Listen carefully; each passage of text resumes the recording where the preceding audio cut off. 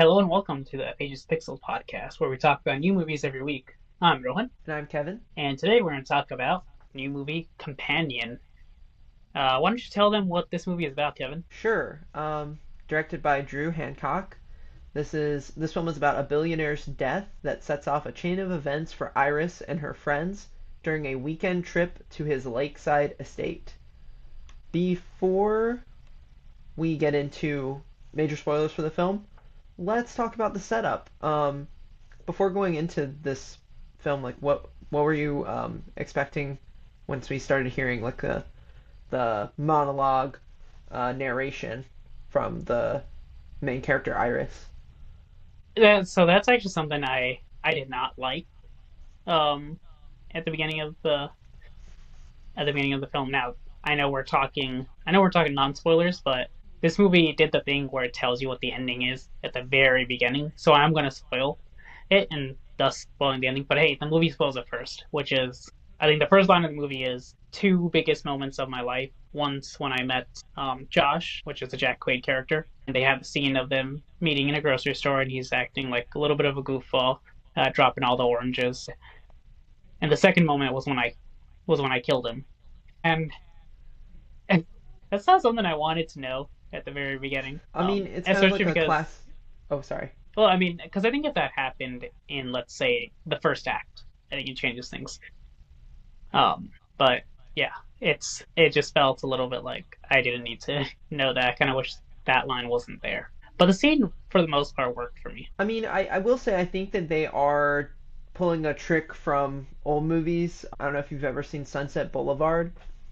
Hmm. Spoiler for that movie. That opening also has a character death and narration about that death. I won't say who, but I feel like it doesn't really work as well here because, and I agree with you because I just think that there's a lot of buildup in the Sunset Boulevard at the beginning that kind of leads into this mystery that makes you want to know more. Whereas this one Yeah. kind of just, she just is kind of like, life's great. And this was my life before, and now that I've killed him, my life's even better. So it Yep. kind of just like tells you everything directly what you're supposed to feel, instead of leaving room for mystery. Like maybe, you know, if we had a bit more to chew on, either visually or um, dialogue wise, it could have landed well, but it didn't really work for me either. Yeah.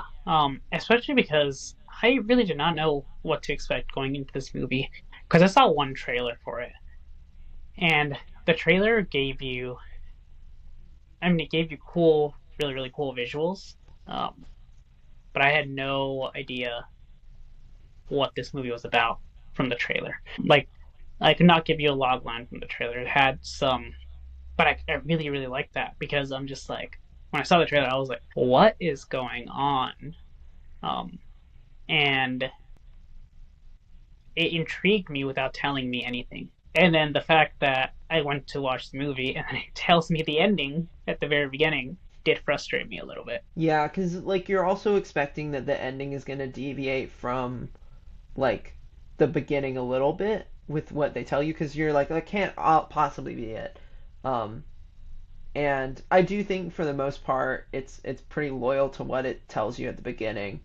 I think maybe they were going for like a hashtag girl boss quote, like where it's like this is the day I killed him, because you kind of think back to like movies like Kill Bill when the title card drops, like you know the movie's about her killing Bill, but with Companion you kind of don't, you're not supposed to know what's gonna happen. So it's kind of a strange choice. Right. Um, Oh. there was one thing I wanted to mention in this film, is that commencement speaker for the New York Film Academy is in this film. And I Yeah. just wanted to give them a shout out. She plays Yeah. the Her name character is Kat. Megan Suri. I like her. She's been in quite a few things now. The first place where I saw her, which and that's where she got really popular, was Never Have I Ever. But she was also recently in Not Searching, the sequel, Missing. Hmm. Yeah, she was in that one. Yeah, I like her quite a bit, and um I'm glad that she's being cast uh, in more stuff. We might talk more about her character later, but personally, I will feel that while I was excited to see her, I felt like her character was lacking a lot of everything. I mean, it seemed like there was something going on with her and Jack Quaid's character, but it never really comes into fruition at any point. And then, yeah. Yeah, I think she was good. That's actually something that I would say about most of the movie or most of the characters in this movie. I think I prefer the performances of the actors than I do of the writing of the actual characters. hmm Yeah, I agree. Like, if you're coming here, like, if you like Jack Quaid, right? Either from The Boys or from, like, Scream, for example, you're gonna get more like Jack Quaid from Scream than you would Jack Quaid from The Boys. Just, Yeah, yeah. yeah, and he was good, but I had issues with I had issues with some of the character choices that he made.